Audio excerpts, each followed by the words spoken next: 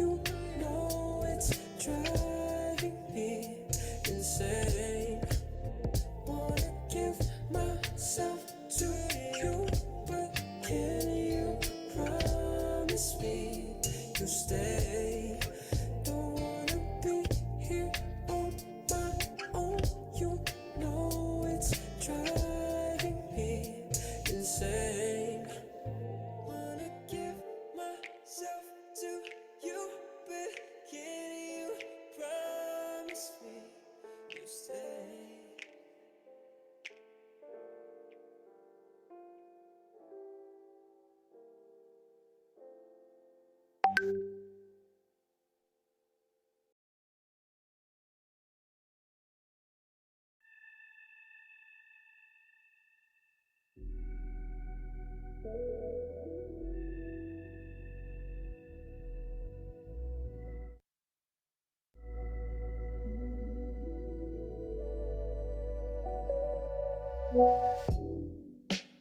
Through drought and famine, natural disasters, my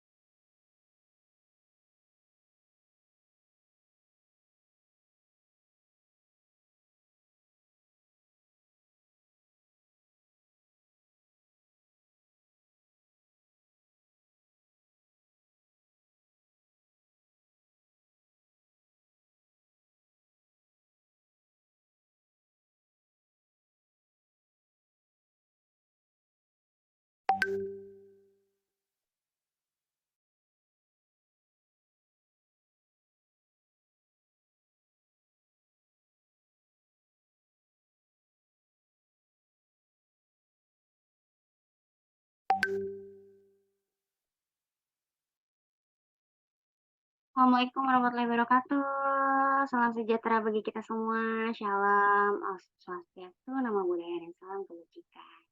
Halo, selamat pagi, Parents. Sebelumnya perkenalkan, saya Puspa selaku moderator yang akan memandu acara webinar terapeutik pada pagi hari ini yang bertemakan permasalahan akademik pada anak sekolah dasar. Oke, ini udah cukup ramai ya, parents-parents yang produktif dan bersemangat menimba ilmu di webinar terapeutik. Oke, mungkin kita absen dulu kali ya. Ini ada parents dari terapeutik cabang mana aja nih, boleh di komen atau mungkin mau say hello di kamera boleh banget nih parents, ditunggu komentarnya.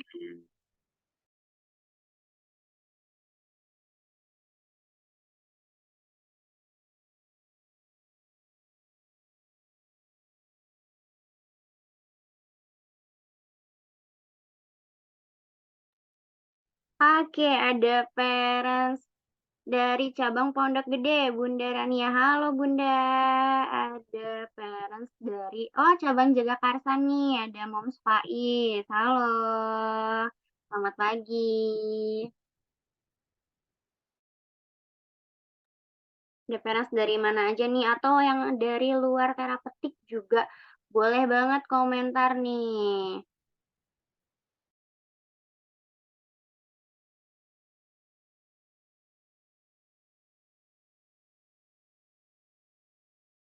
Oke, terima kasih. Nah, mungkin untuk, parents yang dari luar terapeutik, ini kita kenalan dulu kali ya. Nah, jadi terapeutik ini merupakan pelayanan yang berfokus pada tumbuh kembang anak, yang pada saat ini alhamdulillah ya sudah memiliki 15 cabang dan insya Allah dalam waktu dekat akan tersebar di Jabodetabek maupun Indonesia. Nah, jadi tidak hanya pusat terapi, kita juga menyediakan layanan, edukasi nih seperti bincang terapeutik di live Instagram, feeds edukasi di Instagram, terus juga, apa namanya, bedah-bedah kasus viral ya seputar tumbuh kembang anak gitu ya di feeds Instagram, nah maupun webinar ini gitu. Nah jadi, kita juga menyediakan banyak sekali layanan edukatif lainnya seputar tumbuh kembang anak, gitu. Oke, tanpa berlama-lama, sebelum kita memulai acara webinar terapeutik, pada pagi hari ini, saya bacakan dulu ya, tata tertib bagi peserta webinar demi kelancaran acara. Yang pertama, semua peserta wajib menggunakan nama sendiri pada identitas Zoom atau mau pakai nama anandanya juga boleh banget ya, kayak Moms Faiz tadi. Nah, kemudian juga pada saat pemaparan materi, peserta dihimbau untuk menonaktifkan mikrofonnya ya gitu. Nah, selama webinar berlangsung, peserta juga dihimbau untuk menyalakan kamera, tapi jika ada kegiatan atau aktivitas yang dapat mengganggu peserta lain secara visual, ini nggak apa-apa ya, diperbolehkan untuk menonaktifkan videonya. Nah, kemudian juga pada saat sesi sharing dan tanya jawab, ini, parents bisa menuliskan pertanyaannya ya di kolom komentar, di kolom chat, atau bisa juga yang, ingin berdiskusi secara langsung dengan Miss Tami, diaktifkan nih fitur raise hand-nya gitu ya. Nanti bantu untuk, apa namanya, untuk berkomunikasi secara langsung di Zoom ini dengan Miss Tami. Oke.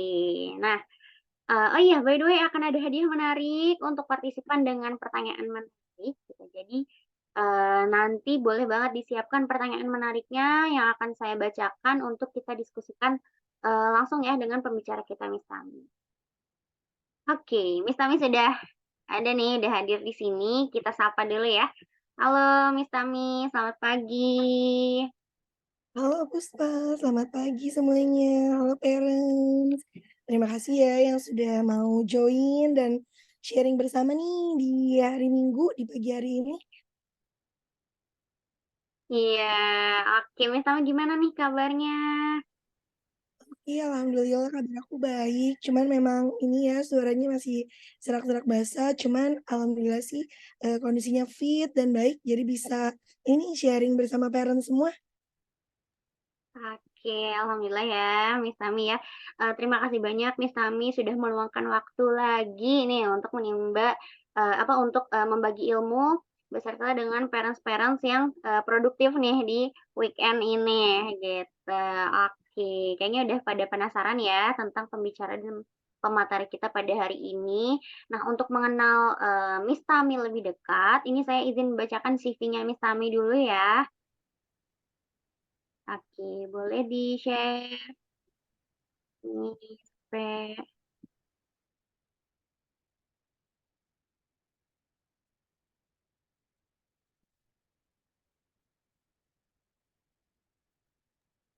oke.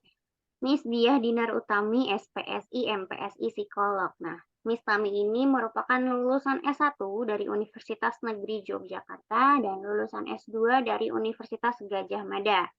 Nah, dengan, pengalaman kerja sebagai berikut yang tertera dan saat ini Miss Tami, sedang menimba karir sedang menjadi pengajar FKIP di, eee, un mohon maaf, sedang menjadi editor jurnal literal Disability Studies Journal saat ini dan mengajar FKIP di Universitas Terbuka dan menjadi psikolog anak di Terapeti. Oke, itu merupakan pendidikan dan pengalaman yang sudah Miss Tami tempuh sampai saat ini ya, parents ya, cukup menarik pembicara kita pada pagi hari ini. Oke.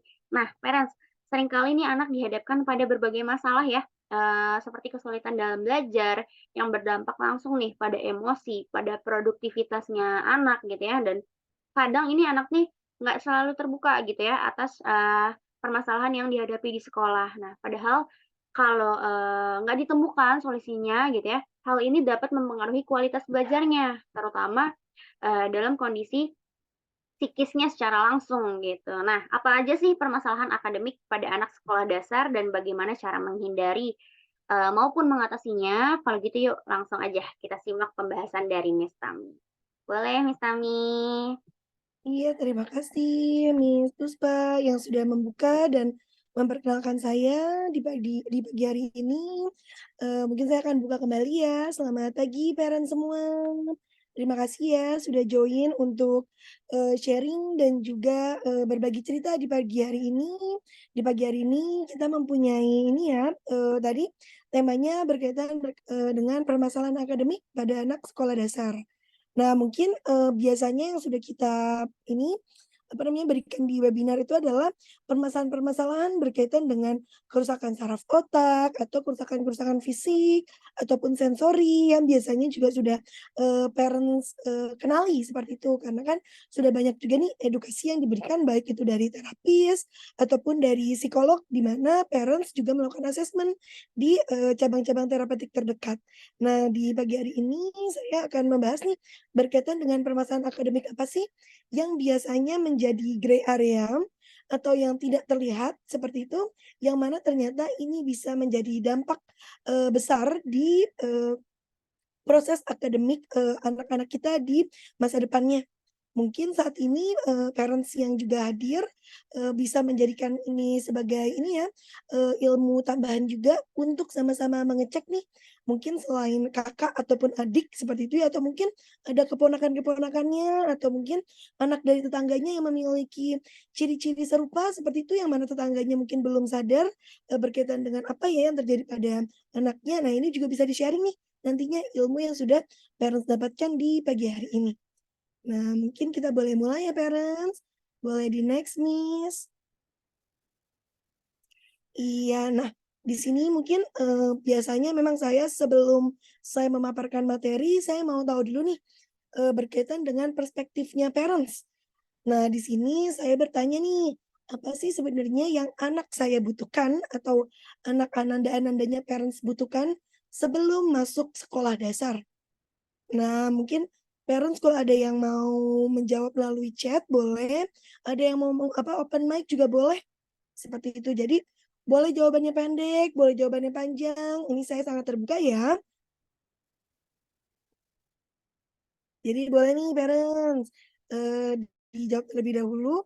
Oh, oke, ini sudah ada masuk nih, ada dari, eee, Moms Felianti, terus ada dari Moms Faiz.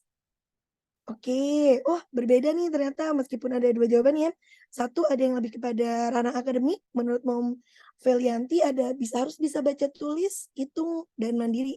Oke, nah kalau sekarang kan kalau katanya ini ya, apa namanya, Mas Menteri, oh saya biasanya manggilnya Mas Menteri karena sebelumnya saya bekerja di kementerian, jadi kalau manggil ini Mas Nadiem, saya biasanya manggilnya Mas Menteri atau MM.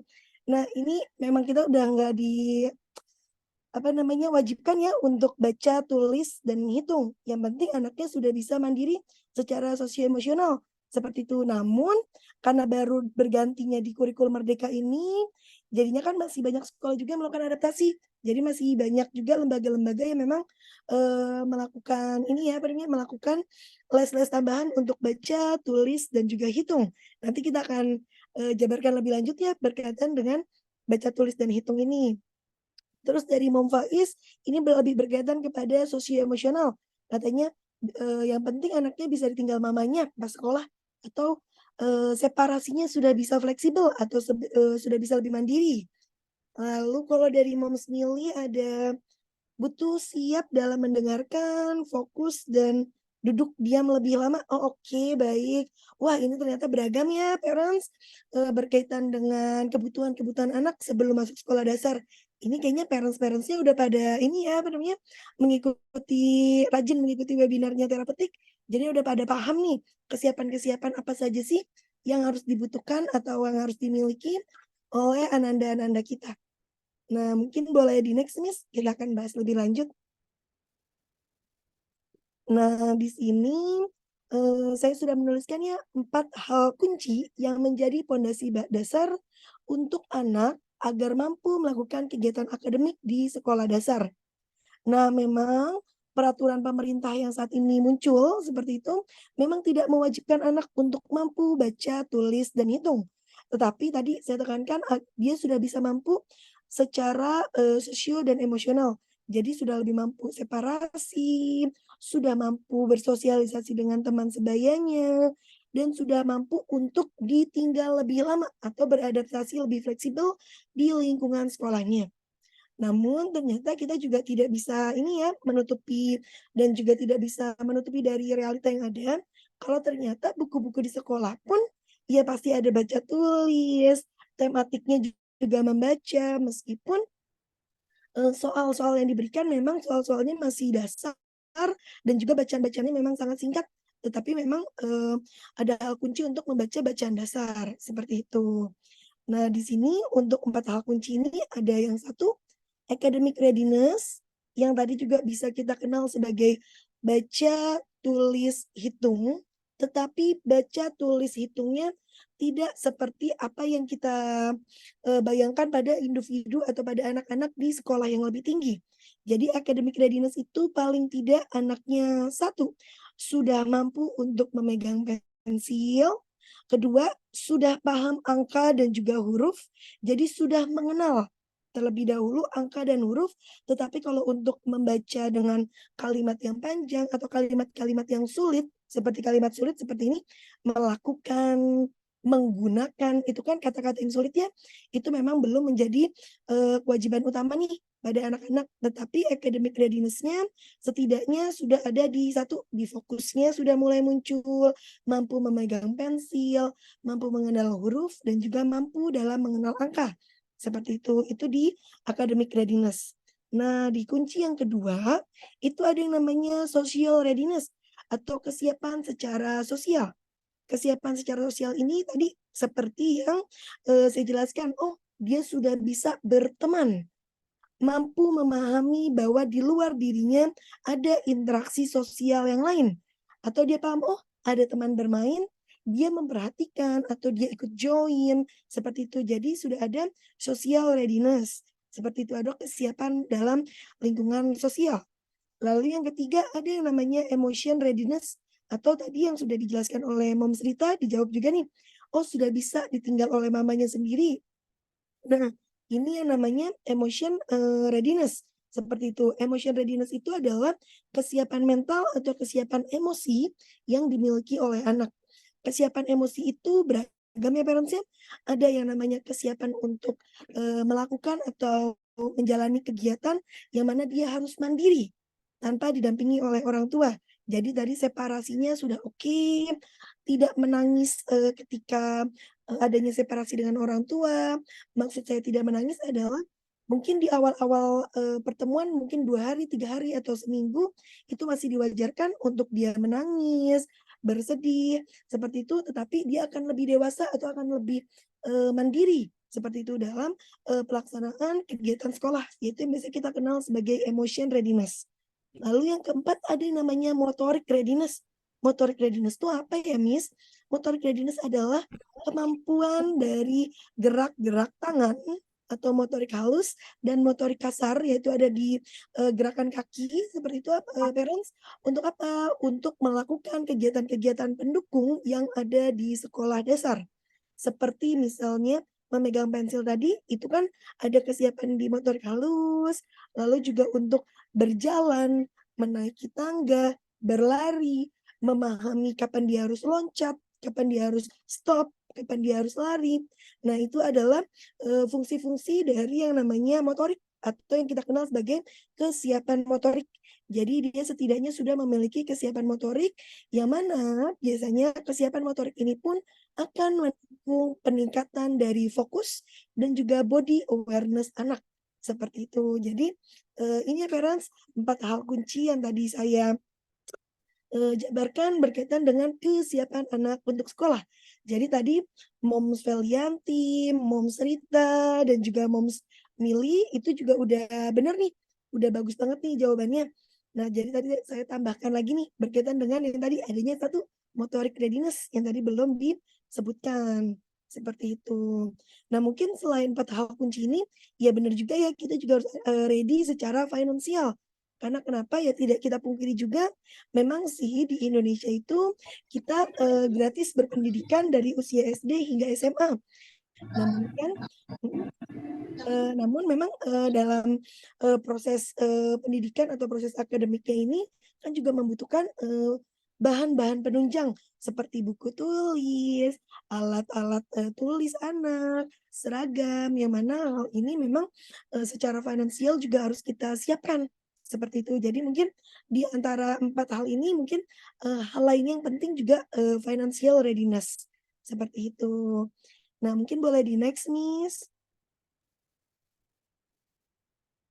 Nah, tadi kan saya sudah mengutarakan dan juga sudah menjelaskan berkaitan dengan 4 kunci utama yang menjadi dasar pondasi anak untuk masuk di sekolah dasar. Nah, sebenarnya karakteristik anak sekolah dasar itu apa sih, Miss? Apa sih yang membedakan anak-anak sekolah dasar dengan anak-anak di sekolah sebelumnya atau di taman kanak-kanak ataupun di playgroup? Nah, jadi anak-anak sekolah dasar atau anak-anak di usia sekolah ini berada pada rentang usia 7 hingga 11 tahun. Yang mana rentang usia ini kita kenal sebagai yang namanya rentang usia operasional konkret. Rentang usia ini akan saya jelaskan lebih lanjut, nanti kita nonton video sedikit ya parents ya. Apa perbedaan-perbedaan penting nih yang ada di usia operasional konkret, usia operasional saja, atau usia nantinya jadi usia yang formal seperti itu, atau di atasnya usia operasional konkret. Nanti saya akan jelaskan lebih lanjut melalui video yang akan saya tampilkan. Nah, di usia operasional konkret itu, di sini sangat menonjol, yaitu adalah pematangan pada penalaran secara logis. Seperti itu. Jadi memang ciri utamanya adalah anak-anak sudah lebih mampu memahami atau bernalar secara logis dengan hal-hal yang kita contohkan secara spesifik ataupun konkret. Seperti itu. Nanti kalau parents masih bingung, nanti akan saya jelaskan dengan video ya. Nah, selanjutnya karakteristik anak sekolah dasar itu adalah adanya perubahan dalam pemrosesan informasi, yaitu melibatkan memori, pemikiran, metakognisi, dan fungsi eksekutif. Ada 4 hal ini ya parents ya, yang menjadi tadi kunci utama, yang mana itu mendukung academic readiness. Karena kenapa? Perubahan dalam pemrosesan informasi ini, itu yang menjadi kunci utama pada anak-anak untuk mampu membaca, memahami bacaan, menulis, mengikuti dikte yang diberikan oleh guru, dan juga mengikuti instruksi yang diberikan oleh bu guru di sekolah. Jadi, kenapa anak-anak baru boleh sekolah di usia 7 tahun?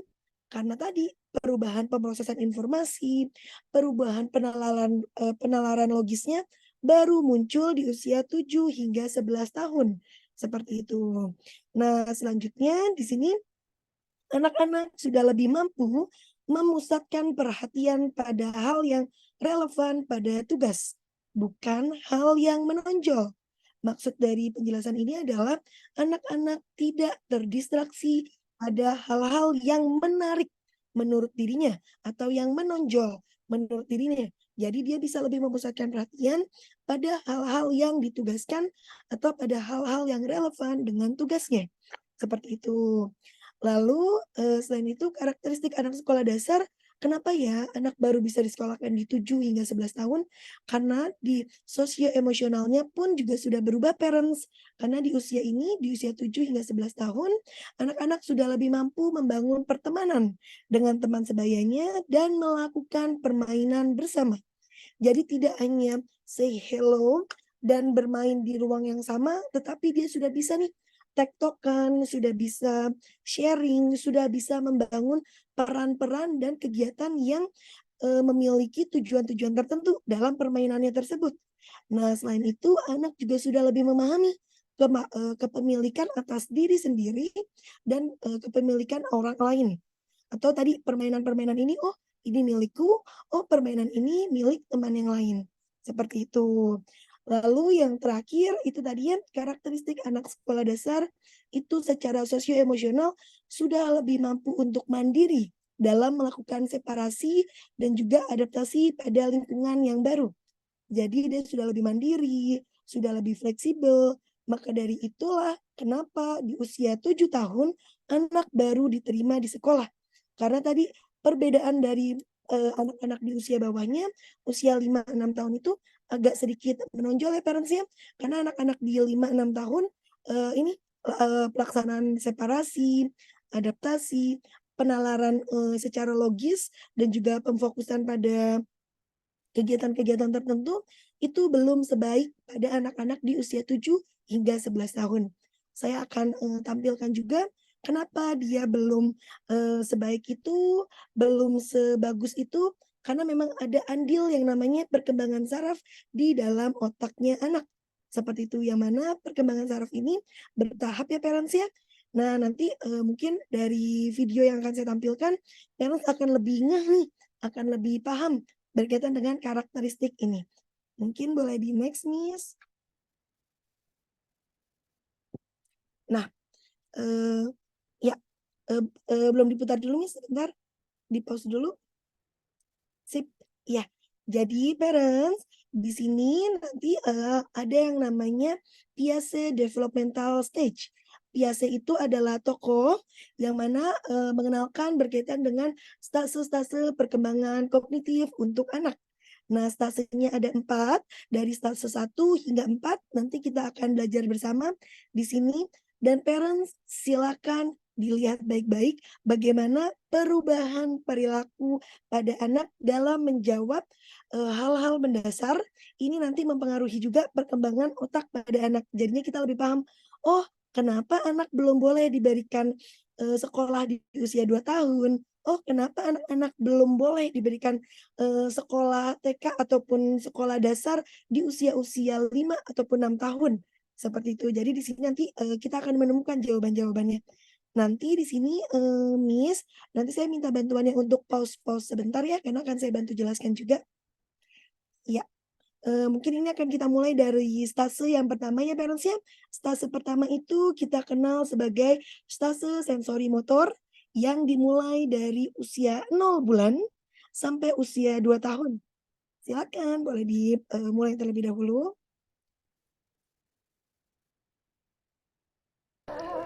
New babies aren't quite sure what happens to objects when they leave their sight. Sky's mom keeps disappearing and reappearing. No wonder peekaboo is so much fun. During their first year, however, infants will learn an important concept: object permanence. Everything has a life of its own, even if it is out of sight. At Maya's age, babies know to look for the object, but they might not Miss have boleh everything else. di-pause? Iya, jadi tadi kita lihat ya parents-nya, ini di usia 0 sampai 2 tahun, tadi di pertama ada baby Sky yang lagi bermain peekaboo. Seperti itu. Nah, selain itu di sini ada baby nih bermain ini penyembunyian objek. Jadi objeknya tersembunyi. Dia bisa mencarinya tidak ya? Nah, parents, 2 perilaku ini harus sudah dimiliki oleh anak di bawah usia 2 tahun. Karena kenapa? 2 perilaku ini merupakan perilaku dasar yang memunculkan yang namanya fungsi eksekutif pada baby. Jadi fungsi eksekutif itu apa? Fungsi eksekutif itu adalah fungsi dasar dalam berpikir, seperti itu. Nah, sebelumnya kalau untuk screening fungsi eksekutif ini saya punya bukunya. Saya sudah pernah memunculkan ini bukan memunculkan, saya sudah menerbitkan buku untuk screening ini. Jadi nanti kalau parents mau melakukan di rumah pun saya bisa sharing modulnya pada parents, seperti itu. Jadi ini untuk anak-anak di usia di bawah 2 tahun, kita bisa bermain peekaboo. Apakah dia memberikan fokus pada kita? Itu satu, itu poin untuk yang namanya anak joint attention. Mungkin parents yang di sini sudah hafal nih, joint attention itu adalah berbagi perhatian. Karena kan mungkin sering ditulis ya sama terapis-terapis di ini di cabang masing-masing, oh joint attention anaknya udah bagus, Moms. Nah, joint attention itu sudah mulai muncul sebenarnya di usia 0 sampai 2 tahun. Selanjutnya tadi yang namanya project opponent atau project dia bisa melihat objeknya ada di mana ya? Kita menyembunyikan objek ini ada di mana ya? Nah, itu juga yang namanya joint attention seperti itu ya Moms ya, joint attention yang ada pada anak-anak di atas usia 12 bulan. Jadi dia sudah bisa mencari di mana tuh tadi pulpen yang ditutup sama mama atau boneka yang ditutup oleh mama. Nah, ketika anak sudah mulai mencari, berarti itu salah satu tanda-tanda bahwa ini fungsi kognitif atau fungsi eksekutif anak sudah berfungsi dengan baik. Nah, mungkin ini akan saya play lagi ya. Silakan, Miss. Out straight. 10-month-old Simon is about to make a classic mistake. Although he watched us place the toy plane under the white cloth, he'll look for it where he last found it, not where he watched us hide it. Nah, boleh di pause dulu, Miss? Can you look at Mungkin agak di back sebentar ke belakang. these two glasses? Hide it. Ya, di sini adalah stase yang kedua. Stase yang kedua kita kenal sebagai pre-operasional stase atau ini adalah praoperasional. Nanti di sini ayah dan bunda atau mom semua akan lihat nih apa perbedaan signifikannya antara stase kedua dan stase ketiga. Stase ketiga itu adalah stase anak masuk sekolah. Silakan dicermati baik-baik di stase ini karena di stase ini nanti anak sudah mulai banyak ini menggunakan penalaran logis dan juga melakukan observasi-observasi berkaitan dengan kognitif dasar yang dimiliki oleh anak. Silakan.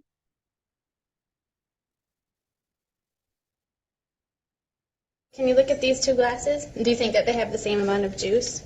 Nah, pause dulu. Do you think they have the same? Okay. Nah, Nah. di sini karena ini ngomongin bahasa Inggris, saya akan jelaskan dulu.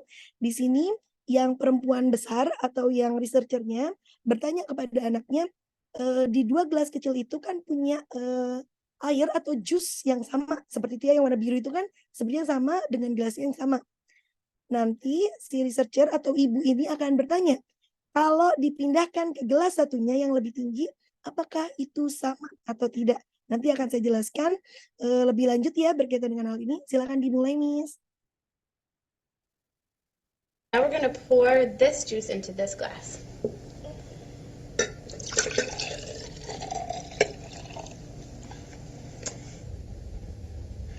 Now, do you think that this glass has more juice, this glass has more juice, or do you think that they have the same amount? That one has more. This one has more, and why do you think that this one has more? Because it's taller. Okay, you ready? Okay. Does this row have more Boleh di quarters? dulu, Miss. Nah, di sini tugas anak ini yang anak di Kepang itu adalah melihat banyaknya koin-koin yang lagi dijejer seperti ini. Jadi nanti dia akan ditanya, koinnya banyakan yang mana ya? Banyakan yang mana ya? Nanti moms lihat ya apa namanya jawabannya anak ini.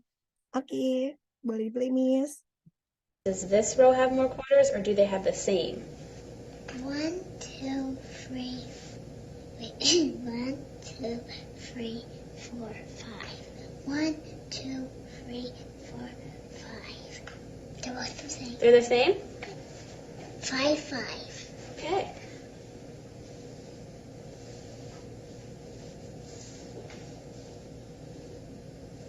Okay. Does this row have more quarters? Does this row have more, or do they have the same? This one has more. That one has more quarters? Yeah. Why does this row have more quarters? Because it's more far away. It's more far away. Yeah, it's more far away than like that. Looks like bigger. All right, we're gonna play a game with the graham crackers, and we're gonna share them between me and you. Okay? Okay. Okay.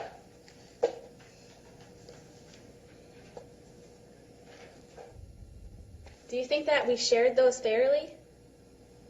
No, No, why not? you have those and I have this one. Well, what if we try this? Okay, can I put this down right there? Okay. Now is it fair? Yeah, Yeah, why is it fair now? because we both have two. Can you tell me what you see when you look at that from where you're sitting?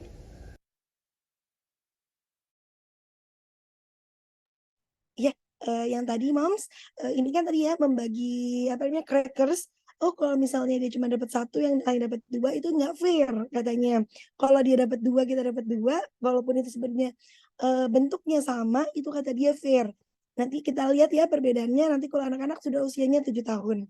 Nah yang ini Moms, yang gambar gunung ini, yang Gunung Merapi ini merupakan pembuktian yang mana kenapa anak itu sukanya tantrum dan anak itu berpusat pada diri sendiri karena ini dia masih mempunyai yang namanya egosentrisme. Jadi apa yang dia lihat itu harus sama seperti apa yang orang lain lihat. Jadi dia menolak point of view yang diberikan oleh orang lain karena dia meyakini point of view yang dia miliki sendiri. Seperti itu. Boleh di-play Miss?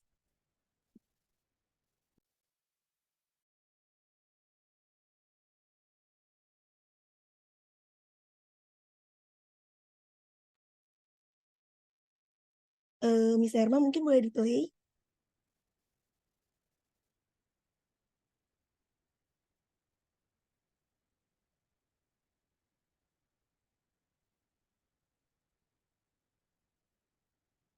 What are some of the things that you see? And a cat, A cat. and a tree, and a bone. Okay, now we're going to do the same thing. Can you tell me what you see when you look at it from that stool? An owl, An owl. and him. What is that? A goat. A goat. Yeah, Okay, is there anything else you see? yeah, right there. Right there, what is that? A tree, A tree. and that's another little tree. Another little tree. Right. And can you tell me what I see when I look at this from where I'm sitting right here? An owl, Okay. and a goat, Mhm. and a little tree, and that, and that. Ya, nah mungkin boleh di-pause dulu Miss. Nah, di sini adalah stase yang ketiga, stase yang sedang kita bicarakan bersama-sama, yaitu stase yang namanya operasional konkret yang ada di usia 7 sampai 11 tahun. Nanti kita lihat perbedaannya ya Moms ya. Dia akan ditanya pertanyaan yang sama dan jawabannya kita akan lihat bagaimana perbedaannya. Dan ini menjadi salah satu hal yang mendasar kenapa anak harus dimasukkan ke sekolah di atas usia 7 tahun. Silakan.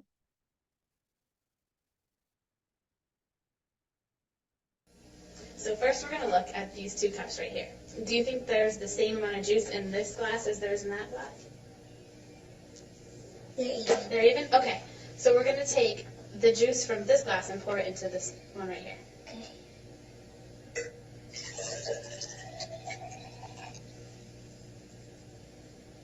Okay, so now we're going to look at this glass and that one. So do you think that there's more juice in this glass, more juice in this glass, or do you think that they have the same amount? Same amount. Okay, why do you think that they have the same amount? Just because this is skinny doesn't mean it's not the same amount. It has the same amount of juice in it, but this one is just wider and this one's skinnier, but they have the same amount of juice in it. It says Oke, if you hit a boleh glass di-stop with a dulu. hammer. Ya, tadi kita sudah mendengar ini ya, reasoning dari anak itu. Anak ini bilang kalau jusnya sama. Bukan berarti kalau kita pindahkan ke gelas yang lebih kecil atau ke gelas yang lebih kurus dan tinggi, itu akan menambah banyaknya jus tersebut. Seperti itu. Jadi, si anak ini sudah paham bagaimana yang namanya penalaran logis yang diberikan secara konkret. Konkret itu adalah ada bentuknya, ada kegiatan yang sedang dia lakukan, dan dia sudah bisa menalar hal tersebut. Nah, itu kita kunci dulu nih ya, Moms. Itu kunci yang pertama. Selanjutnya, Miss boleh di-play. The glass will break. I knew that.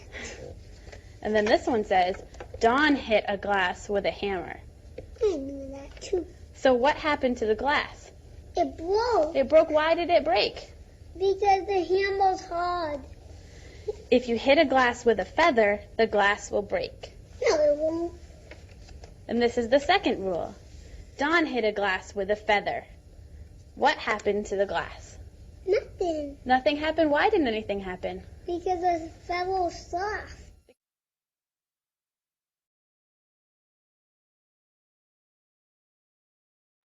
Iya, nah boleh di-stop dulu, Miss. Tadi kita bisa lihat ya, anaknya sudah bisa mampu menarik kesimpulan dari 2 kejadian. Jadi tadi tanya, kalau misalnya, gelas dipukul dengan bulu, gelas tidak akan pecah. Lalu gelas dipukul dengan bulu, apa yang akan terjadi? Ya anaknya bilang, "Tidak ada." Seperti itu, karena ya gelasnya nggak akan pecah, soalnya kan bulu itu lembut, tidak menyakiti atau tidak akan, merusak gelas. Tadi sebelumnya yang ditanya itu adalah, eee, tidak boleh memukul gelas dengan, palu, seperti itu. Nah, habis itu, pernyataan setelahnya adalah, gelas dipukul oleh palu. Ditanya, "Apa yang akan terjadi?" Nah, anak ini akan jawab, "Ya gelasnya akan pecah, kan palu itu keras, akan menghancurkan gelas tersebut." Seperti itu. Nah, ini kita udah, ada di kunci yang kedua parents-nya, anaknya sudah bisa secara logis memberikan reasoning, seperti itu. Dan reasoning-nya sudah jelas dan runtut, tidak seperti anak-anak di usia di bawahnya. Nah, ini adalah stasi yang keempat yang akan kita pelajari lebih lanjut. Ini namanya the formal operational stage. Ini ada di usia 11 tahun ke atas atau yang kita biasa kenal anak-anak di usia-usia SMP dan juga SMA, seperti itu. Nah, di sini anak-anak lebih banyak, mampu untuk memberikan reasoning terhadap hal-hal yang, berkaitan dengan akademiknya. Silakan, boleh di-start lagi, Miss. If you hit a glass with a feather, the glass will break. Okay. And the second one, Don hit a glass with a feather. What happened to the glass? It broke. And why did it break? Because the rule says if you hit a glass with a feather, it'll break. So if you hit a glass with a feather, it broke.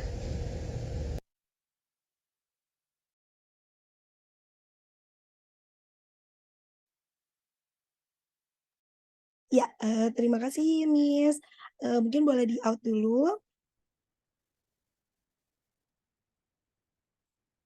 Ya, parents, jadi tadi kita udah punya ini, apa namanya, beberapa hal-hal yang mendasar kenapa sih anak-anak harus dimasukkan di sekolah di usia 7 tahun. Lalu apa yang akan terjadi kalau itu, usia sekolah ini tidak sesuai dengan usia anak?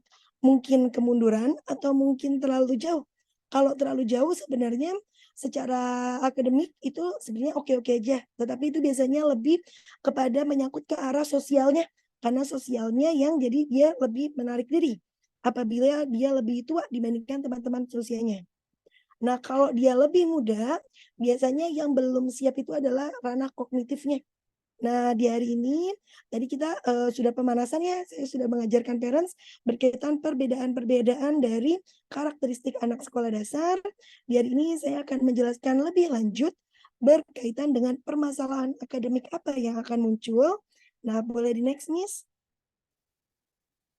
Nah, di sini ya parents ya, sebenarnya permasalahan akademik kalau di, dunia kedokteran ataupun dunia psikologi, itu ada yang namanya learning disability, ada yang namanya learning difficulty, seperti itu. Jadi, 2 hal ini memang berbeda, namun, ini kita nggak usah kita bayangkan ini apa perbedaannya, nanti itu akan, panjang lagi nih nanti ceritanya. Nah, di sini saya akan kenalkan terlebih dahulu ya parents ya,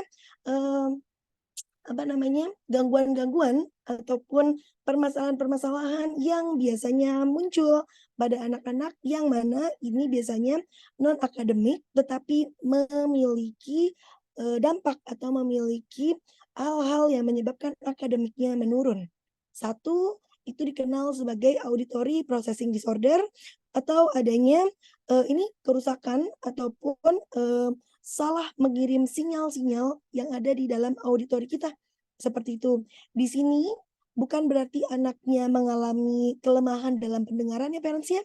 Di sini, pendengarannya oke, kalau dites BERA tesnya juga hasilnya bagus. Cuman di sini nanti yang terjadi adalah penginterpretasian dari suara-suara yang dia dengarkan.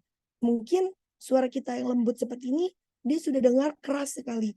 Jadi kadang dia bisa menutup kuping atau dia bisa menangis karena dia dikiranya adalah dia diomelin atau dia dikasarin, seperti itu. Ini memang jarang terjadi sih, yang auditory processing disorder ini, cuman ini tidak menutup kemungkinan mungkin bisa kita temukan juga di lingkungan sekitar kita. Cuman memang kasusnya memang sangat minim seperti itu. Lalu di sini kalau untuk diskalkulia mungkin parents sudah mengenalnya yang namanya disleksia. Mungkin karena disleksia sudah lebih famous gitu ya parentsnya. Nah diskalkulia ini adalah kerusakan atau gangguan yang terjadi pada anak-anak untuk sulit dalam menghitung, untuk sulit dalam melakukan kegiatan-kegiatan aritmatika, baik itu melakukan penambahan, pengurangan, menulis angka, menulis cara-cara aritmatik. Nah, ini namanya diskalkulia. Namun diskalkulia ini sebenarnya ada di yang namanya kerusakan saraf-saraf tertentu yang ada pada anak. Nanti kalau anaknya sulit dalam memahami aritmatika dasar, sulit dalam memahami huruf dan juga memahami angka dan juga proses aritmatika, itu juga ada yang namanya mathematical difficulty. Itu juga disability tapi berbeda dengan diskalkulia. Diskalkulia itu ada yang salah di gangguan dalam pembentukan sarafnya, cuman kalau mathematical difficulty tidak ada kerusakan di saraf, cuman memang pemahaman dalam aritmatikanya nih yang agak sedikit melambat dan juga butuh prompting atau butuh dorongan dari pihak eksternal. Seperti itu. Jadi ada dua jenis ya parentsnya, enggak semua anak yang nggak bisa matematika itu diskalkulia, tetapi juga ada yang namanya mathematical difficulties. Lalu di sini ada yang kita kenal sebagai dysgraphia atau kesulitan dalam membaca. Membaca dan menulis. Apa yang nantinya akan membedakan antara disleksia dan dysgraphia? Disleksia itu agak lebih rumit, agak lebih tricky dibandingkan dysgraphia. Dysgraphia itu biasanya ini kesulitan untuk menulis seperti itu. Nah, pasangan saya juga memiliki dysgraphia ini, jadi dia akan kesulitan untuk menulis.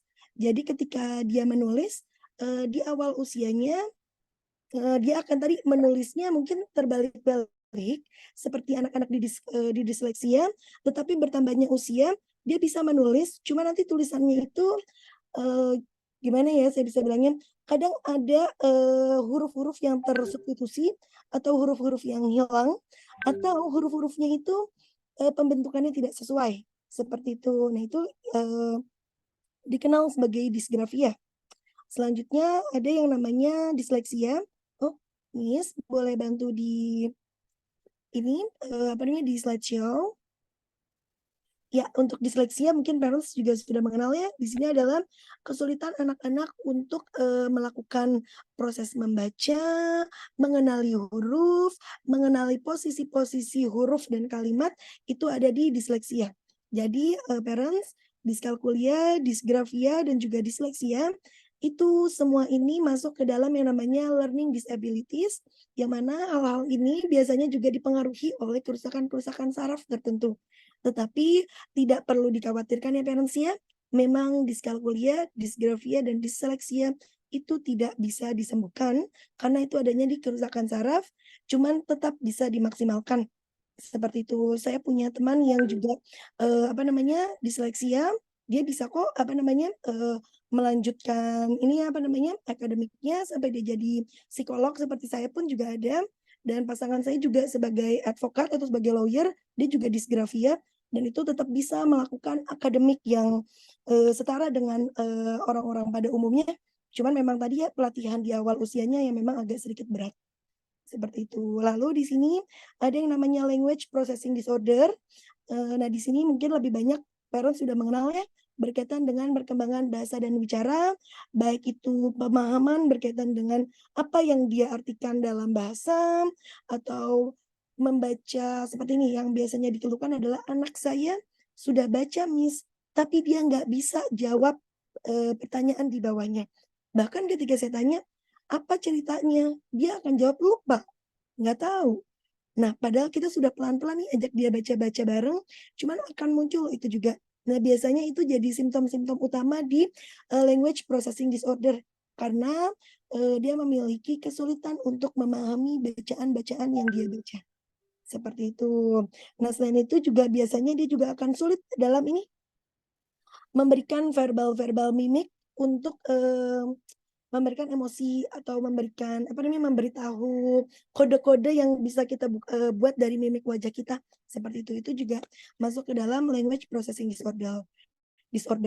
Lalu ada yang namanya nonverbal learning disability, itu lebih banyak sih ke arah ini ya, gestur tubuh yang kurang sesuai ataupun motor skill seperti itu. Lalu yang terakhir ada yang namanya visual perseptual atau visual motor deficit. Visual perseptual itu bisa mempengaruhi ini ya parents ya, mempengaruhi cara anak menulis, yang mana biasanya visual perseptual itu juga kadang dikaitkan dengan disgrafia. Seperti itu. Namun kalau disgrafia sama visual perseptual, nanti perbedaannya di mana? Itu perbedaannya di jenis saraf yang terganggu atau jenis saraf yang rusak seperti itu. Nah, mungkin boleh next, Miss. Nah, tadi yang saya sudah kenali pada parents, kan banyak banget ya learning disabilities ini dan learning difficulties ini. Ternyata yang biasanya, kayaknya di back dulu deh, Miss. Boleh di next 2 slide, Miss. Lagi, next lagi. Sebentar, kayaknya ada slide yang hilang deh. Coba boleh di back lagi deh, Miss. Coba naik lagi. Oke, kayaknya slide-nya kemana ya? Nggak apa-apa, nanti akan saya jelaskan. Oke, dari yang tadi aja deh, yang table tadi aja nggak apa-apa, Miss. Nah, ini di slide show aja. Nah, ya, ternyata kalau yang dirasakan oleh parents di rumah, bukan ini nih parents. Biasanya yang datang ke saya itu minim kalau anak-anak yang disleksia, minim anak-anak dengan nonverbal learning disabilities atau language processing disorder, itu minim. Tapi yang biasanya nggak ketahuan atau yang dilaporkan oleh bu guru yang datang ke saya itu adalah satu, Miss, ini tuh anaknya kalau diberikan tugas nggak pernah dikerjain. Lalu kalau di sekolah anaknya sukanya tidur. Atau kalau misalnya anak-anak usia kelas 1 sampai kelas 3, anaknya nangis mulu nggak mau sekolah. Atau anaknya nggak mau ngomong nih sama sekali, didekati temannya yang biasa saja. Cuman dia akan nggak mau ngomong, dia tidak memberikan ekspresi, dia tidak mau menulis, tidak mau makan, bahkan dia hanya mematung dari pagi hingga nanti jam pulang sekolah. Itu yang biasanya muncul, yang datang ke klinik terapeutik seperti itu. Atau juga yang biasanya yang muncul adalah kasus-kasus yang biasa saya temui adalah anaknya Miss, selain dia nggak mau mengerjakan, setiap ngerjain misalnya ada 10 soal, dia maunya 5 aja, nggak mau sampai 10. Nanti pasti ada aja alasannya, nggak mau dikerjain lah, nanti alasannya mau ke toilet lah, alasannya apalah. Nah, ini kenapa ya Miss? Sebenarnya apa ya yang terganggu? Nah, gangguan-gangguan yang biasanya kita rasakan itu adalah gangguan-gangguan yang biasanya muncul di gray area, yang tidak muncul di dalam ini nih, di dalam penegakan diagnosis yang ini. Cuman itu menjadi gray area itu paling biasanya yang paling besar ya Moms, munculnya, dan biasanya itu yang tidak dilihat sama guru, tetapi itu jadi permasalahan di masa-masa akademik yang akan datang. Boleh di next, Miss. Nah, di sini saya memunculkan ya Moms ya, kenali juga 3 hal-hal yang atau 3 permasalahan akademik yang biasanya muncul tetapi Moms tidak sadari. 1, ada yang namanya selective mutism. Lalu yang kedua ada yang namanya slow learner. Dan yang ketiga ini namanya school refusal. 3 hal ini sekarang lagi jadi tren nih Mom. Di anak-anak yang lahir di masa COVID. Atau anak-anak yang ketika usia-usia dininya dilalui di masa COVID. Seperti itu. Jadi 3 hal ini jadi tren utama saat ini nih, Mom. Yang mana keluhan-keluhan utamanya biasanya kalau selective mutism itu adalah anaknya jadi membisu nih. Atau anaknya nggak mau ngomong sama sekali, Miss. Ngomongnya suaranya jadi lirih, jadi kecil, anaknya mematung. Badannya jadi dingin semua. Cuman dia mau duduk Miss di dalam kelas, tidak menangis, tapi dia diam aja. Dikasih mainan, diam, diminta untuk pindah, dia nggak akan pindah, dia duduk. Atau dia mungkin pindah, tetapi dia tidak melakukan kegiatan yang lain. Nah, itu biasanya kita kenal sebagai selective mutism. Nah, ini nanti memang saya memberikan ciri-ciri khusus yang biasanya muncul ya parents ya. Nah, ciri-ciri khusus ini jadi tidak saya sarankan untuk self-diagnose. Jadi kalau memang sudah muncul adanya beberapa hal di sini dan sudah menetap di 3 hingga 6 bulan, silakan boleh dibawa screening anaknya ya, Moms ya. Seperti itu. Jadi ada yang namanya selective mutism. Tadi anaknya akan membisu di lingkungan-lingkungan spesifik. Biasanya sekolah. Seperti itu. Atau slow learner. Slow learner ini itu tricky Moms untuk dicari tahunya. Karena kenapa? Kalau kita ajarkan sesuai dengan kurikulum anak usianya, anaknya nggak mampu. Tapi kalau kita turunkan di bawah usianya, anaknya justru pinter banget. Nah, jadi dia ada di gray area. Secara IQ, biasanya anak-anak slow learner ini berada di rentang IQ 85 hingga 90 dari skala WISC. Jadi memang harus dites terlebih dahulu untuk menegakkan slow learner. Karena slow learner ini ada di gray area, tidak hanya bisa kita lihat dari hasil-hasil akademik anak. Tapi biasanya karakteristik yang muncul itu adalah sulitnya memahami instruksi atau dia lambat dalam memahami dalam memberikan respon ataupun memahami instruksi yang diberikan. Lalu performa akademik selalu menurun atau nilai akademiknya biasanya ada di batas bawah. Biasanya Moms ini sangat rentan karena kenapa? Moms yang biasanya di usia SD biasanya mengabaikan kayak nggak apa-apa Miss masih SD biarin aja lah kalau di bawah KKM nanti juga dia mengikuti teman-temannya. Tapi ini harus kita aware ya Moms ya. Saya mendapatkan banyak klien sebelumnya, saya mendapatkan banyak klien anak-anak slow learner tapi dia sudah di sekolah di SMP ataupun di SMA. Itu lebih sulit Moms untuk kita bentuknya karena kenapa? Proses pemrosesan kognitifnya pun sudah berbeda. Jadi pembentukannya agak lebih sulit dan lebih lama. Apalagi kalau ketahuannya dia sudah mulai mau masuk sekolah atau mau kuliah. Seperti itu. Kenapa? Karena tadi muncul apa? Miss, anak saya masa nggak diterima di kuliah manapun, terus juga nilai UN anak saya rendah banget.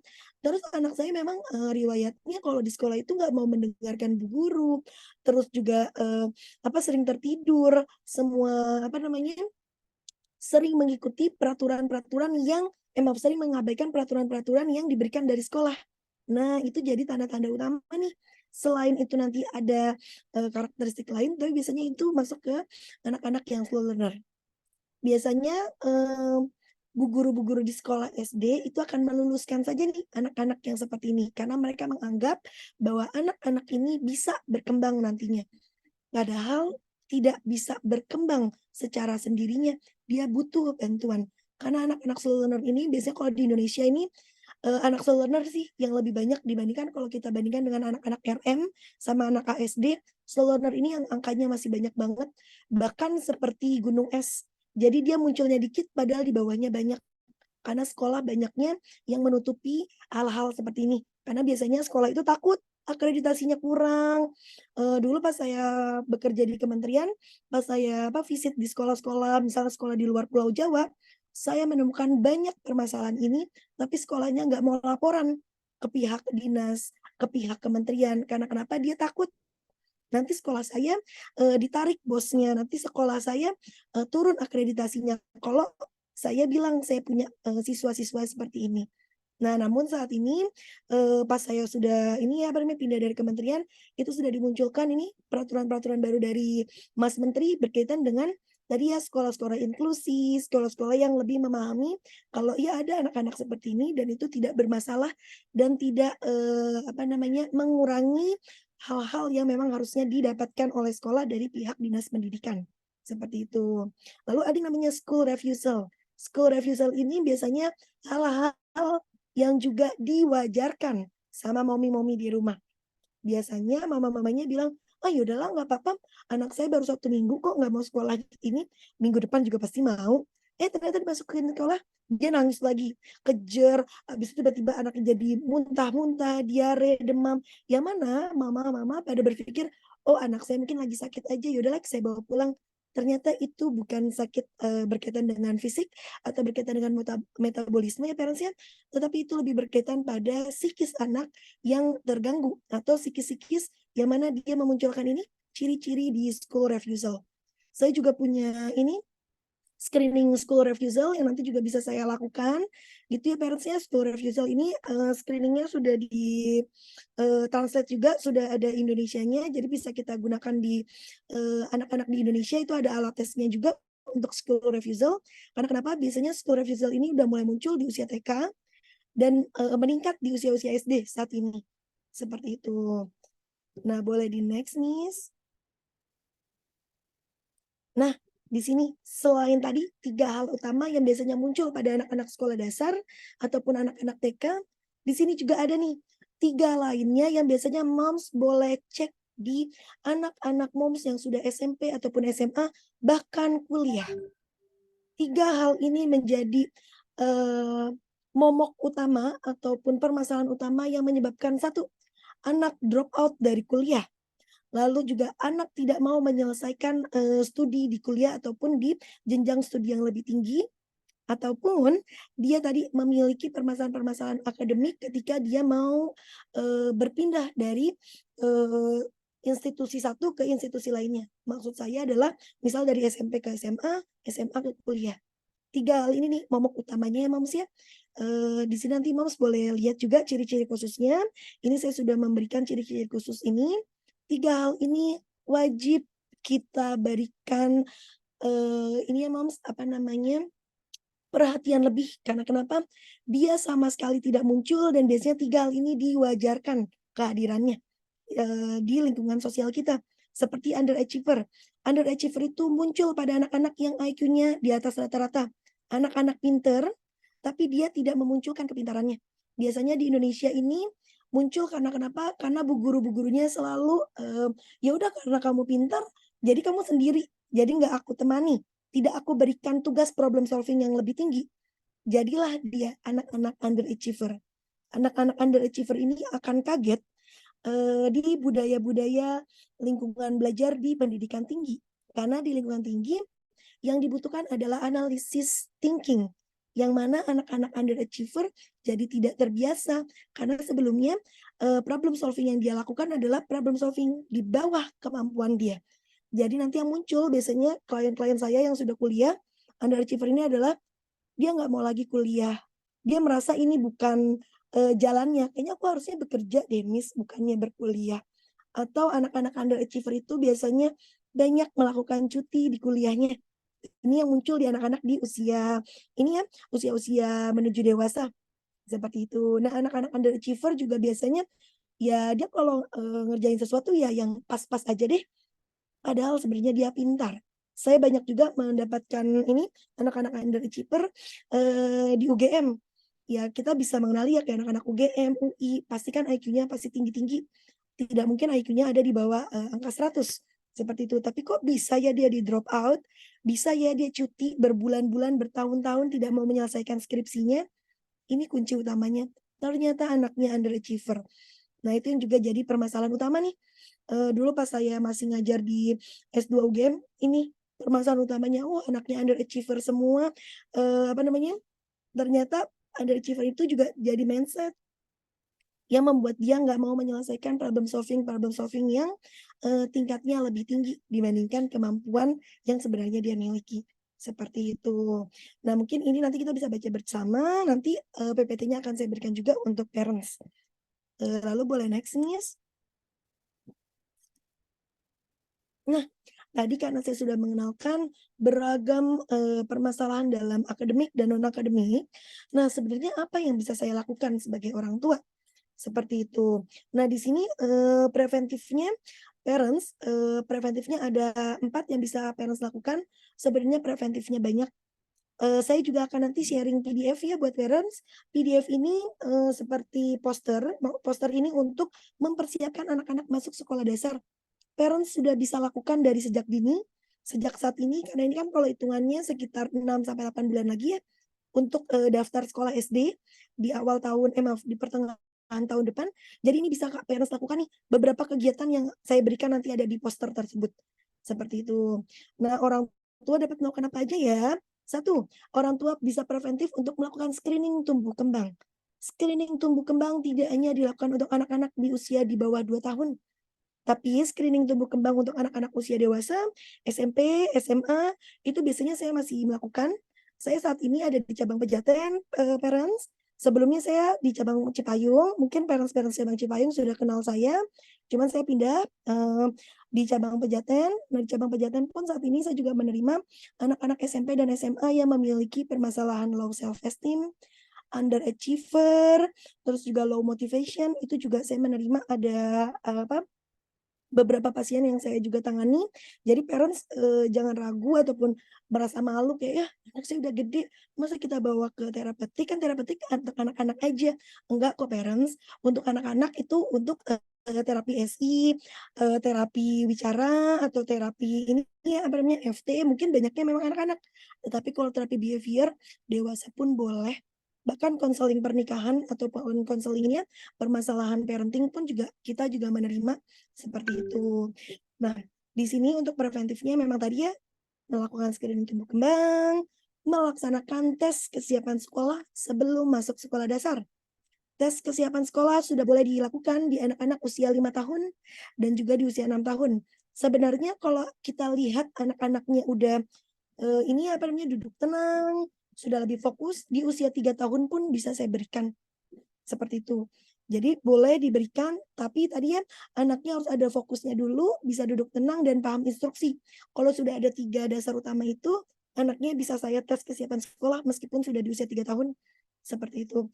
Atau nanti di usia-usia mungkin 4 menuju 5 itu pun juga bisa. Dan di terapeutik pun juga ada tes kesiapan sekolah. Jadi parents bisa melakukannya di terapeutik untuk dibawa ke ini pendaftaran sekolah yang nantinya akan dilakukan di pertengahan tahun. Lalu kalau misalnya anaknya sudah sekolah, Miss, tapi anaknya bukan anak-anak lagi, apa yang bisa saya preventif? Nah, preventifnya bisa memberikan jadwal rutin untuk pelaksanaan kegiatan belajar. Nah, kenapa memberikan jadwal rutin? Jadwal rutin itu juga membantu anak memiliki pola-pola dalam pembelajaran. Karena kenapa? Otak kita itu terpola parents. Kalau belajarnya random, hanya kalau kita kenal itu adalah belajarnya SKS, sistem kebut semalam, ya dia cuma mampu melakukan di hari itu aja. Pelajaran-pelajaran yang dia ingat selama SKS nggak bisa dia recall lagi di bulan-bulan selanjutnya. Bahkan di minggu selanjutnya pun SKS itu nggak akan muncul lagi. Karena dia cuma masuknya di memori pre-memori, belum masuk ke dalam memori jangka panjang ataupun memori yang nantinya akan disimpan oleh otak seperti itu. Maka dari itu memang jadwal rutin ini pentingnya parents ya untuk dilakukan baik itu untuk anak-anak di usia dini ataupun anak-anak yang sudah bersekolah. Karena kenapa? Keperilakuan harus kita bentukkan sejak dini. Belajar itu nggak melulu baca tulis hitung. Bermain puzzle pun juga belajar. Itu melakukan problem solving singkat yang bisa kita ajarkan pada anak-anak di usianya. Seperti tadi yang kita tonton di video, kok cuma nuang-nuang doang itu belajar ya, Miss?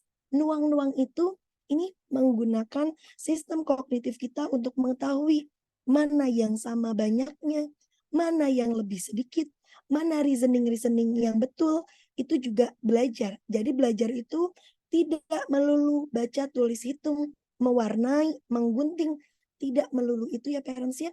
Apapun bisa jadi hal-hal untuk kegiatan belajar. Seperti itu. Lalu yang keempat itu ada yang namanya pengenalan kegiatan belajar dan sosial.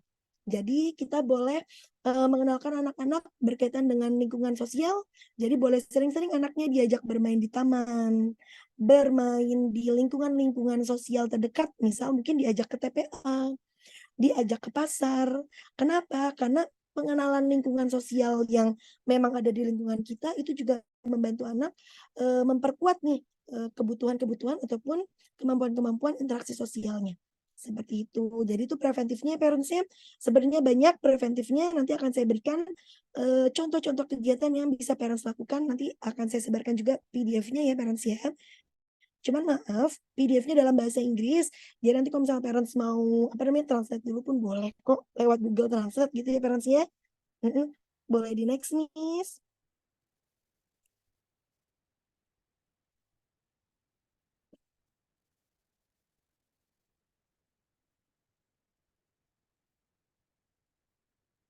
Ya, oke. Nah, tadi kan kita preventif.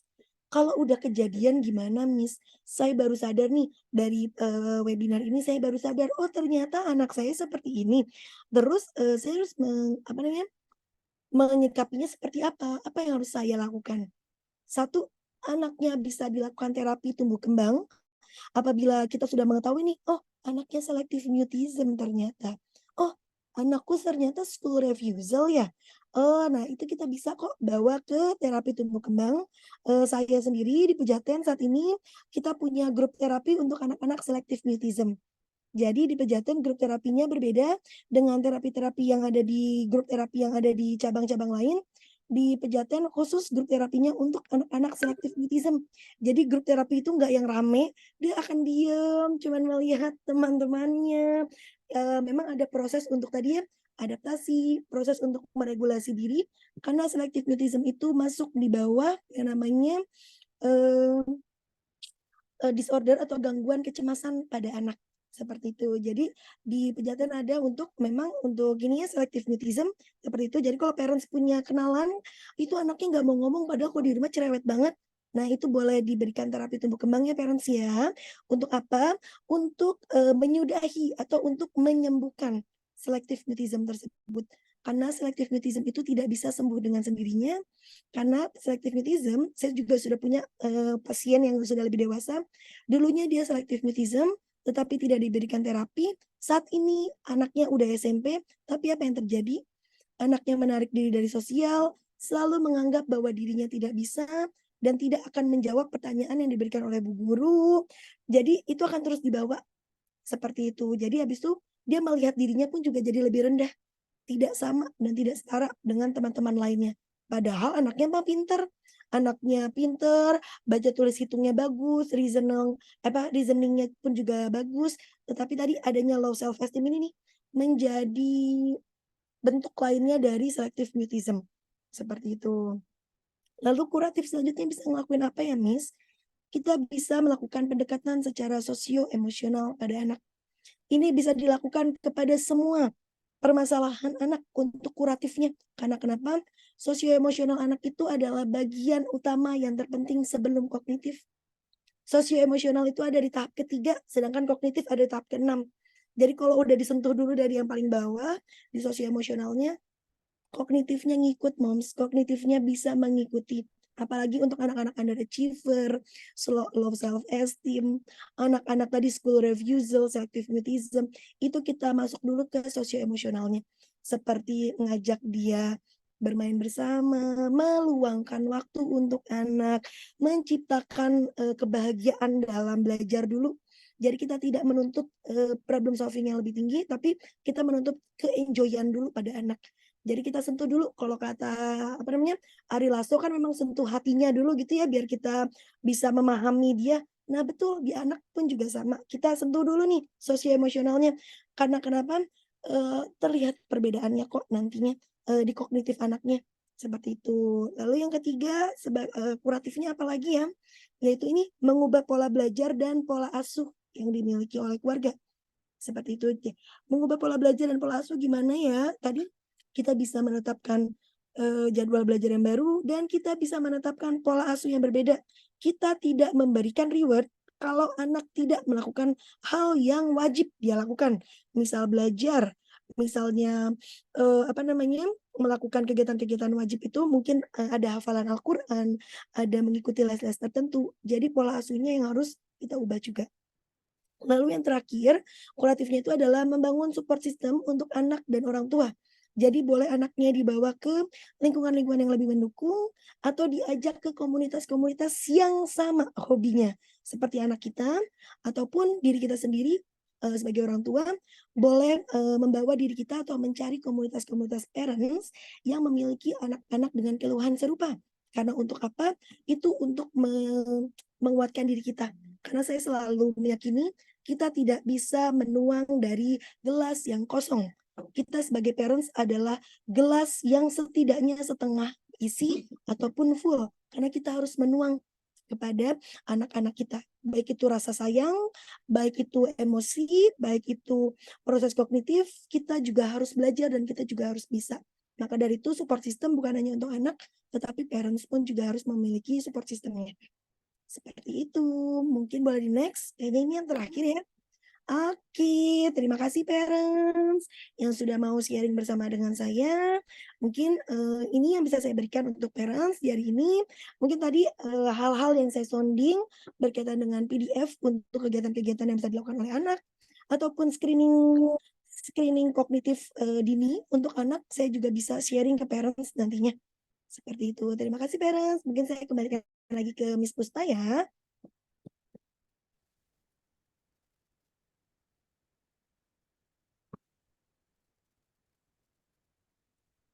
Miss Puspa, oh iya, tadi suaranya belum muncul.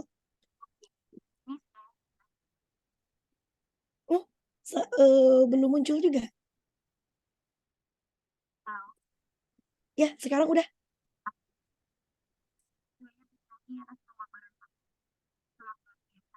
Oh, Miss, suara Miss jadi kecil banget.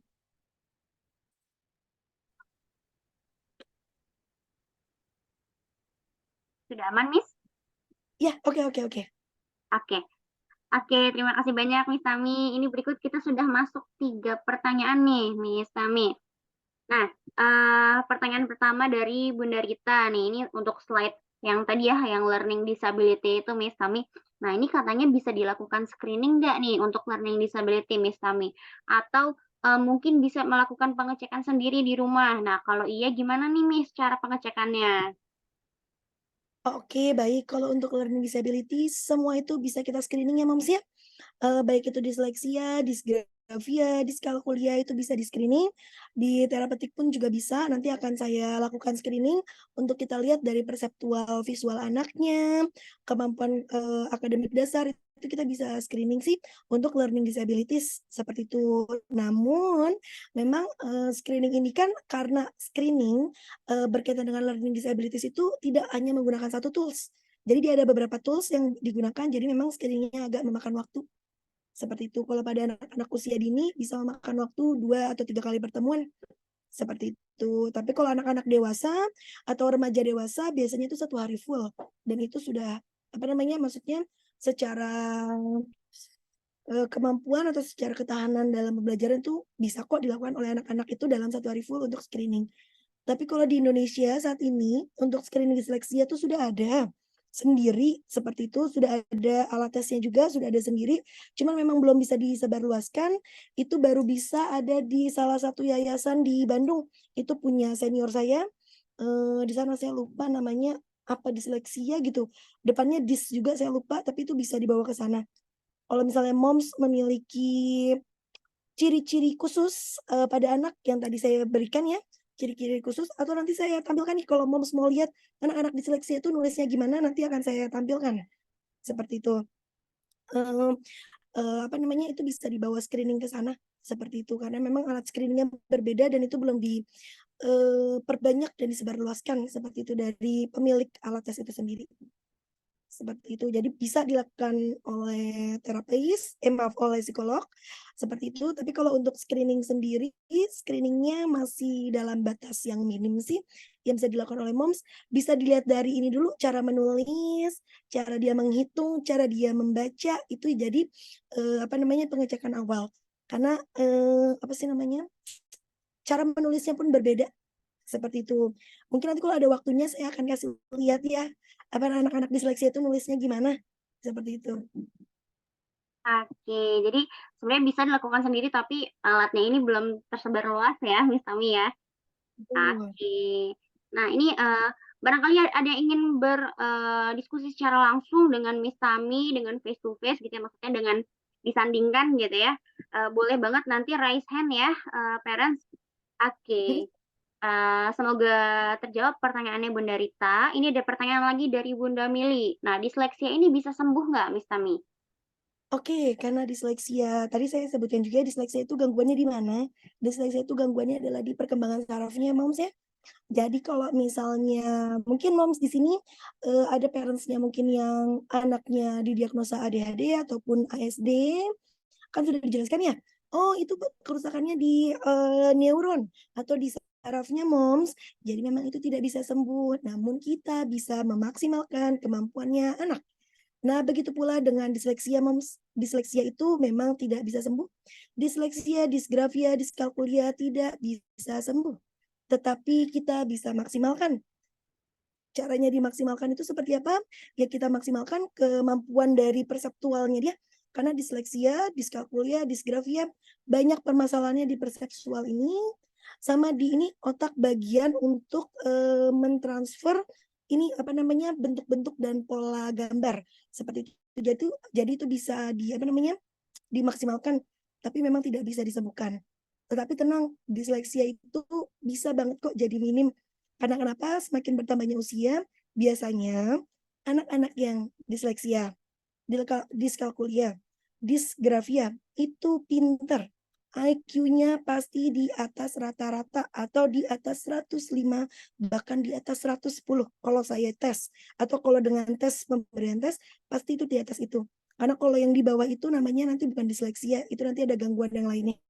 Seperti itu. Jadi anak-anak disleksia, pokoknya anak-anak tadi berkaitan dengan saraf, kognitifnya tidak akan terganggu.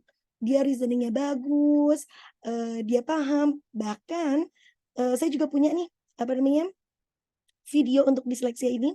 Disleksia itu biasanya kalau udah dewasa ataupun udah berkarir, memang tidak bisa sembuh, tapi dia anaknya jago banget. Biasanya jadi arsitek yang bisa membayangkan 3 dimensi, yang mana kita tidak bisa membayangkan hal tersebut. Makanya saat ini kalau pada anak-anak yang disleksia, mereka nggak mau dikatakan kalau mereka itu disability, karena dia tidak disable, dia cuman memiliki proses perseptual yang berbeda atau visual perseptual yang berbeda. Jadi cara dia melihat itu berbeda. Yang mana mungkin saya melihat laptop ini kotak ada layarnya. Kalau dia enggak, dia bisa melihat kotak, tiba-tiba ada mejanya, habis itu ada secara 3 dimensi, dia bisa melakukan itu. Dan anak-anak disleksia itu juga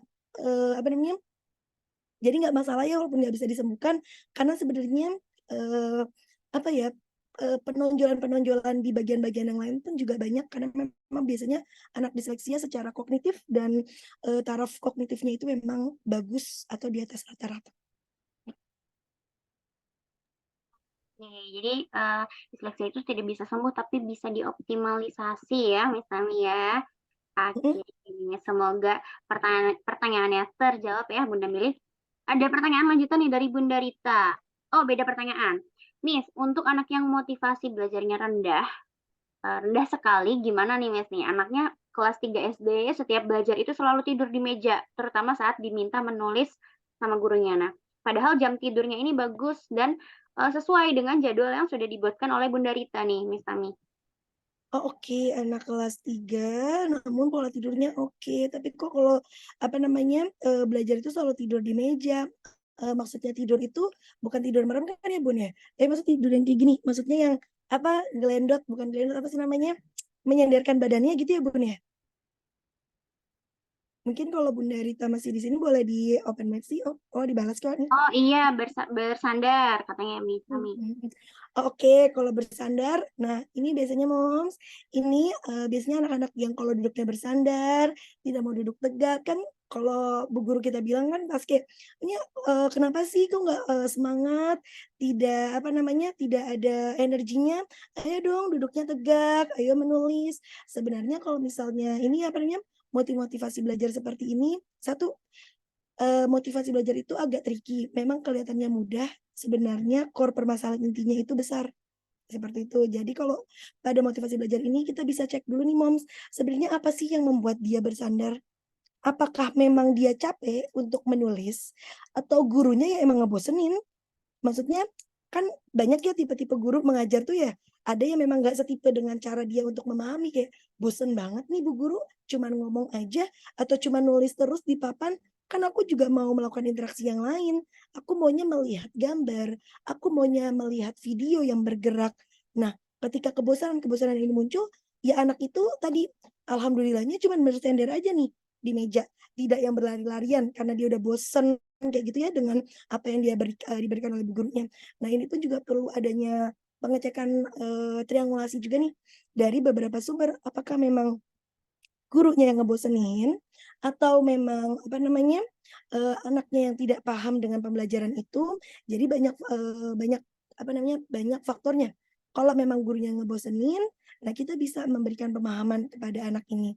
Oh nak, kalau memang bu guru ini membosankan ketika mengajar, oke, kamu tidak boleh duduknya bersandar seperti itu. Kenapa? Satu, itu namanya misalnya tidak sopan karena kamu jadi tidak memperhatikan bu guru.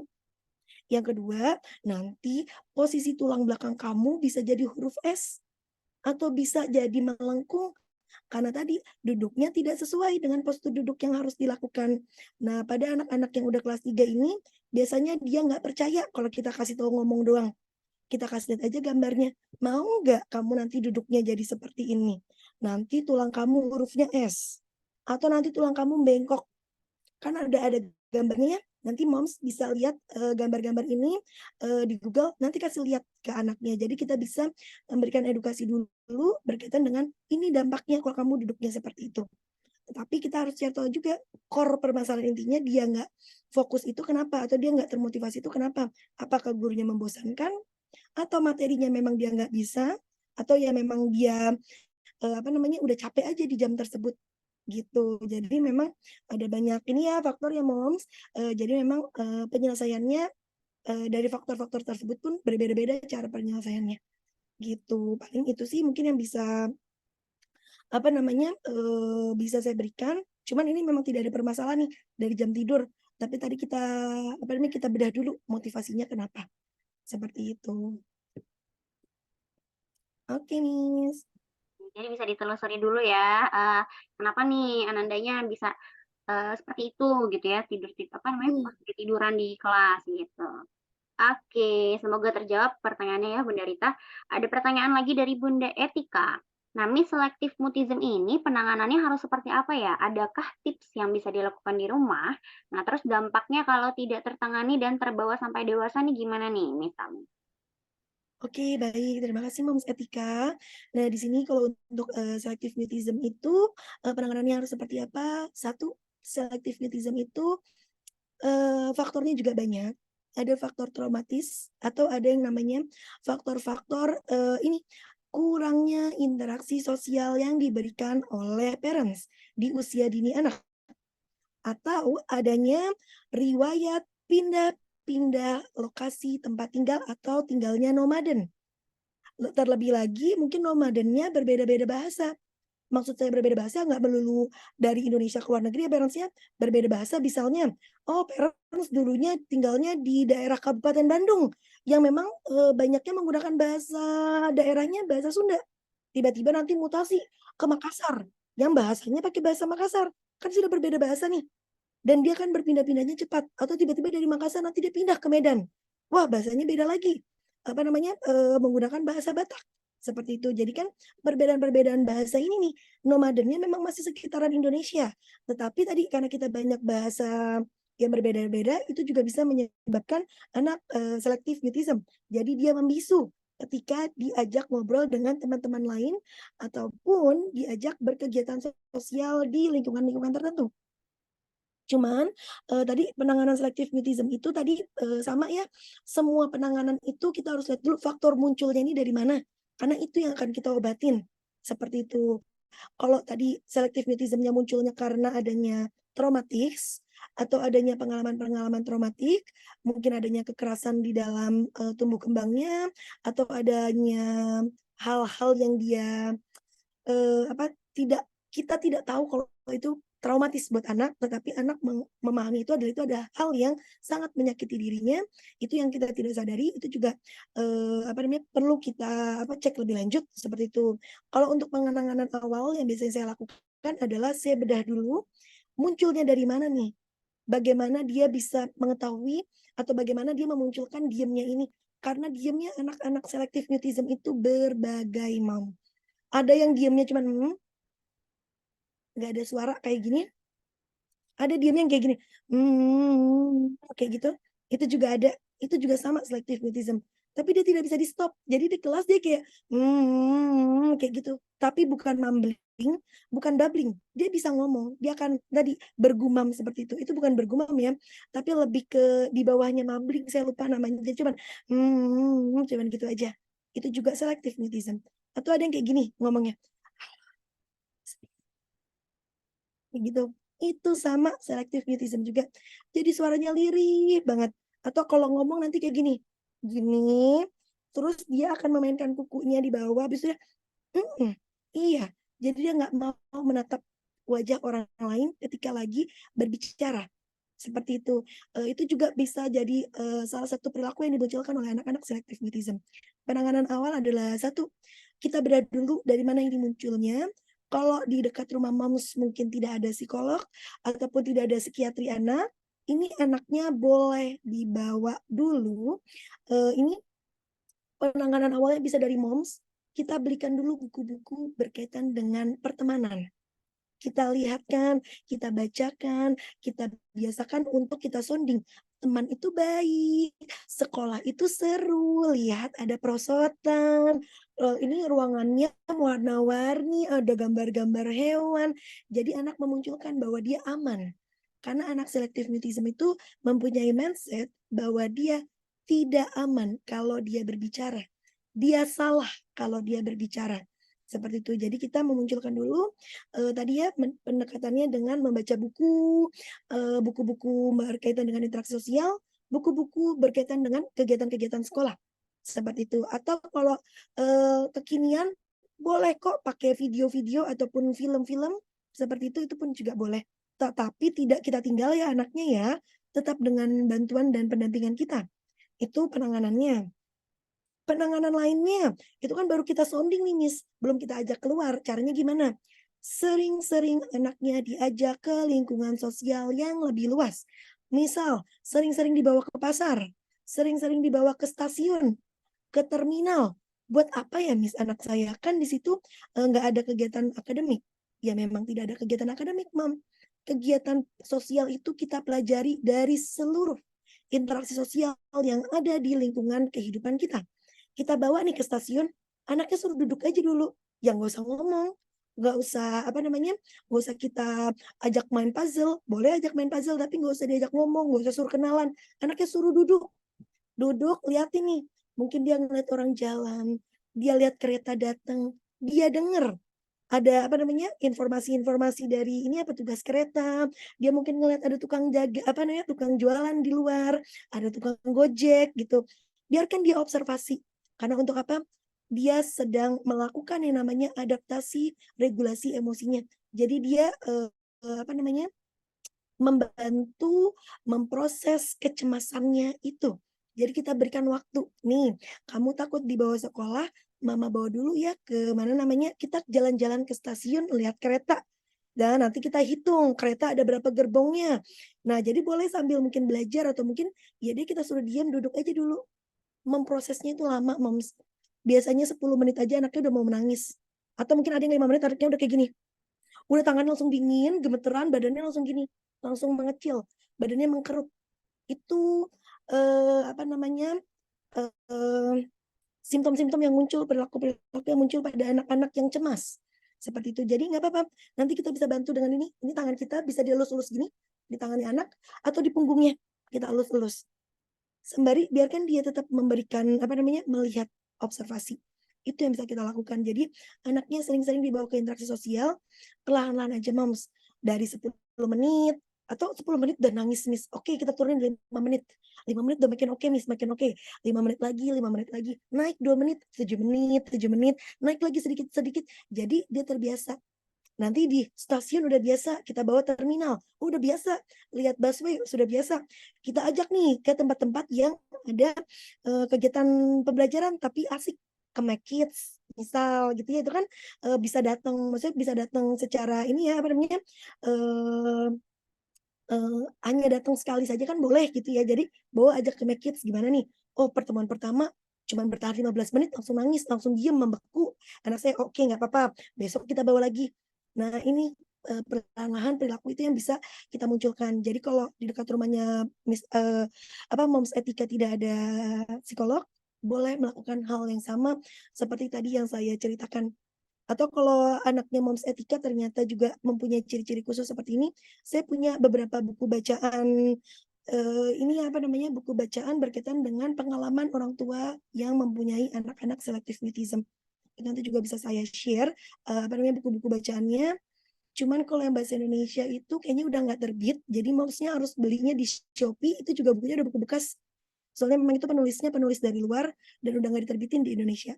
Cuman itu apa namanya bukunya itu ini kok real apa namanya true story kayak gitu ya, itu benar-benar terjadi, bukannya yang dikarang atau bukannya novel gitu ya. Itu ada seperti itu. Nah, paling itu sih Miss berkaitan dengan selective mutism-nya, karena selective mutism tuh apa namanya unik ya gitu ya. Kita kira anaknya nggak bisa ngomong, nggak ngerti. Padahal anaknya ya tadi punya kecemasan yang nggak bisa dia tangani sendiri. Seperti itu. Karena anak di bawah usia 5 tahun, cemasnya itu belum mampu dia regulasi secara mandiri. Dia membutuhkan orang lain untuk memproses emosinya ini. Seperti itu. Karena kadang-kala anak itu akan merasa kalau dia aneh. Dengan perasaan deg-degannya, dengan tangannya yang dingin, dengan badannya yang mengkerut. Nah, ini yang harus kita ajarkan dan edukasi lebih lanjut. Gitu. Paling itu Miss untuk apa namanya jawaban untuk Moms Etika ya. Oh, katanya kira-kira perlu terapi sensorik juga nggak nih, Miss Tami? Oh iya, kalau misalnya perlu terapi sensorik atau enggak, sebenarnya sensorinya ini kita harus cek juga ya. Biasanya Moms kalau untuk yang saya tangani yang saat ini ada di Pejaten, itu biasanya dia di grup terapi dan juga ada yang di SI. Jadi nggak usah mendapatkan BT, karena BT itu kan bersama dengan saya. Dia nggak perlu bersama dengan psikolognya. Dia perlunya bersama dengan teman. Tapi saya akan observasi nanti, oh perilakunya udah seperti ini. Nanti akan saya bilang ke terapisnya, nanti ada kegiatan ini ya, kita nanti berkegiatan ini. Misalnya berjualan, kegiatan-kegiatan yang ini komunikasi dua arah, karena tadi teman-temannya pun juga sama, dia selective mutism juga, seperti itu. Tapi memang moms, selective mutism itu namanya cemas, kan kita harus apa namanya kontrol sedikit demi sedikit ya. Jadi nggak bisa dalam 4 kali pertemuan anaknya langsung udah ngomong. Karena tadi itu juga berkaitan dengan bagaimana pemrosesan pada diri anak gitu. Jadi apa namanya perlahan-lahan. Kalau ditanya perlu SI atau enggak itu nanti saya cek dulu. Ada kerusakan-kerusakan atau bukan kerusakan ya? Artinya gangguan-gangguan lain atau enggak nih? Pada taktil-taktilnya kah? Atau mungkin dari ini proses dia auditorinya kah atau visualnya kah seperti itu. Jadi nanti memang harus ada pengecekan lebih lanjut apabila dia memang membutuhkan SI atau enggak. Tapi kadangkala SI ini juga membantu untuk apa? Untuk membangun pembelajaran dalam pola bermain. Karena SI itu enggak melulu berkaitan dengan sensori dan motorik aja. Tetapi dia juga mengajarkan sosial dasar untuk pola bermain dengan teman sebaya, berinteraksi sosial dasar, itu juga diajarkan di SI, Mom. Jadi kadang-kala saya akan lihat dulu apakah dia butuh SI atau enggak, tapi biasanya kalau saya yang nanganin, kalau di Pejaten biasanya akan langsung saya masukin ke grup terapi. Gitu. Paling itu ya, Moms. Nanti mungkin kalau mau screening, boleh screening di mana saja. Apa namanya, boleh di cabang-cabang yang ada psikolognya. Tapi kalau nanti mau mengikuti grup terapi, boleh nanti mendaftar di apa namanya?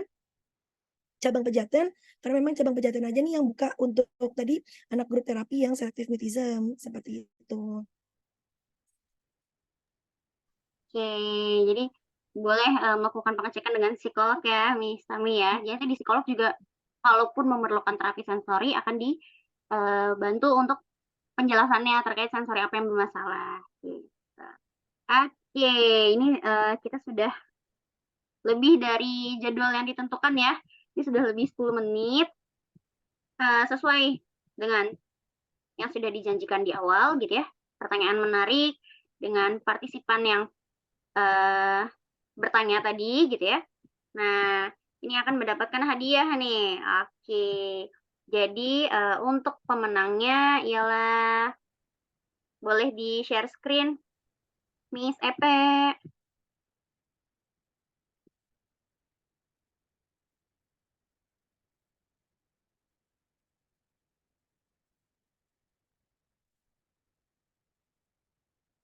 Oke, selamat kepada Bunda Rita, Moms Faiz, dan Bunda Etika Nur yang sudah bertanya. Oke, kepada nama yang sudah disebutkan dan ditampilkan di layar, boleh silahkan menghubungi pihak panitia perihal hadiahnya ya, parents ya. Oke, terima kasih Miss Epe. Baik, mungkin sebelum menutup acara ada sepatah dua kata dari Miss Tami nih mengenai permasalahan akademik pada anak sekolah dasar. Iya, Miss Puspa, mungkin, sembari menutup gitu ya, mungkin satu patah dua patah dari saya adalah moms semuanya, kita wajib banget ya untuk selalu mengobservasi apa yang terjadi pada anak kita di sekolah. Karena kadang kala apa yang saya tanyakan, pertanyaan-pertanyaan dasar itu parents-nya nggak tahu jawabannya dan itu muncul bukan hanya satu 2 tetapi mayoritas seperti itu. Jadi ketika saya tanya, "Seperti ini tidak moms di sekolah?" "Ya, saya nggak tahu. Saya nggak pernah nanya ke Miss-nya." Jadi moms, boleh mohon bantuannya untuk tetap proaktif. Meskipun anak kita sekolahkan di sekolah, kita adalah parents-nya. Kita tetap orang tuanya. Meskipun di sekolah ada orang tua lagi, yaitu orang tuanya adalah guru, tetapi moms juga perlu tahu semua tahapan-tahapan perkembangan anak. Jadi kita tidak terlambat dalam menangani hal-hal yang mungkin sudah terlihat, tetapi kita abaikan. Nah, mungkin itu aja Miss Puspa. Oke, baik. Terima kasih banyak Miss Tami atas pemaparan materi yang sangat luar biasa untuk hari ini. Oke, saya ingin berterima kasih juga untuk para parents yang sudah mempercayakan anandanya kepada terapeutik dan bagi partisipan yang menonton yang mungkin memiliki permasalahan tumbuh kembang pada anandanya gitu ya dan belum mendapatkan penanganan, terapeutik merupakan solusi yang tepat gitu ya untuk membantu permasalahan tumbuh kembang anandanya. Jadi ditunggu kehadirannya di Pusat Terapi Tumbuh Kembang Anak Terapeutik dan pantengin terus Instagram, TikTok kita @terapeutik.id dan YouTube kita Terapeutik Indonesia. Ini juga nanti akan di-share ya Bunda di Terapeutik Indonesia. Jadi dipantengin terus aja YouTube-nya Terapeutik Indonesia. Ini juga ada webinar-webinar kita yang lalu gitu, boleh ditonton kembali. Oke, dan pantengin terus Facebook dan website kita di Terapeutik ID dan www.terapeutik.id. Terima kasih, selamat pagi. Assalamualaikum. Waalaikumsalam. Terima kasih Miss Pupu. Terima kasih semua parents. Selamat hari Minggu. Selamat hari Minggu. Terima kasih Miss Tami.